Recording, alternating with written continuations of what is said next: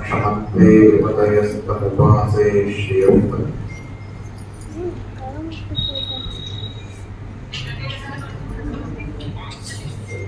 ಶ್ರೀಮದಾಚಾರ್ಯರು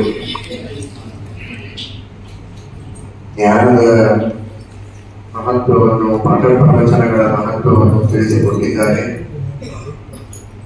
ಗೀತಾ ತಾತ್ಪರ್ಯದಲ್ಲಿ ಮುಕ್ತಿರ್ಜ್ಞಾತ್ವಾಪಿ ವಿಷ್ಣುಂ ಸ್ಯಾತ್ ಶಾಸ್ತ್ರಂ ಶ್ರುತ್ವಾ ತತೋಧಿಕಂ ಮುಕ್ತೌ ಸುಖಂ ತತ್ ಪಠತಃ ತತೋಪ್ಯಧಿಗಮಿಷ್ಯತೆ ವ್ಯಾಖ್ಯಾನಸ್ತು ಸಮಂ ಮುಕ್ತೌ ಸುಖಂ ನಾನ್ಯಸ್ಯ ಕಸ್ಯಚಿತ್.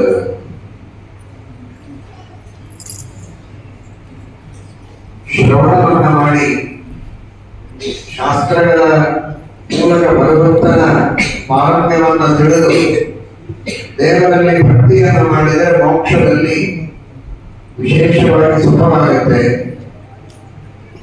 ಕೇವಲ ಶಾಸ್ತ್ರದ ಶ್ರವಣವನ್ನು ಮಾತ್ರ ಮಾಡದೆ ಗ್ರಂಥಗಳನ್ನು ಇಟ್ಟುಕೊಂಡು ಗುರುಮುಖದಿಂದ ಅಧ್ಯಯನವನ್ನು ಮಾಡಿ ಜ್ಞಾನವನ್ನು ಪಡೆದರೆ ಮೋಕ್ಷದಲ್ಲಿ ಇನ್ನೂ ವಿಶೇಷವಾದ ಸುಖವಾಗ್ತದೆ.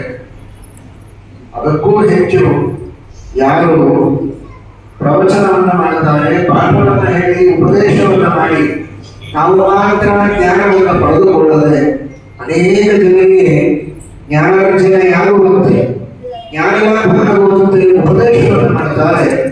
ಅಂಥವರಿಗೆ ಇನ್ನೂ ವಿಶೇಷವಾದ ಸುಖವನ್ನು ಮೋಕ್ಷದಲ್ಲಿ ಭಗವಂತ ಕರುಣಿಸ್ತಾನೆ ಎಂಬುದಾಗಿ ಗೀತಾ ತಾತ್ಪರ್ಯದಲ್ಲಿ ಶ್ರೀಮದ್ ಆಚಾರ್ಯರು ತಿಳಿಸಿದ್ದಾರೆ. ಅಷ್ಟು ಮಹತ್ವವನ್ನ ಈ ಜ್ಞಾನ ಶ್ರೀಮದಾಚಾರ್ಯರು ನೀಡಿದ್ದಾರೆ.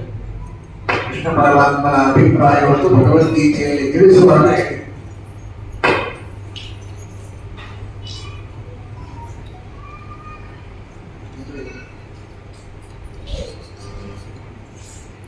ಕೃಷ್ಣನ ಅಭಿಪ್ರಾಯವೂ ಶ್ರೀಮದಾಚಾರ್ಯರ ಸಂದೇಶವು ಈ ತತ್ವಜ್ಞಾನದ ಪ್ರಸಾರವನ್ನ ಮಾಡುವುದಕ್ಕೋಸ್ಕರವಾಗಿಯೇ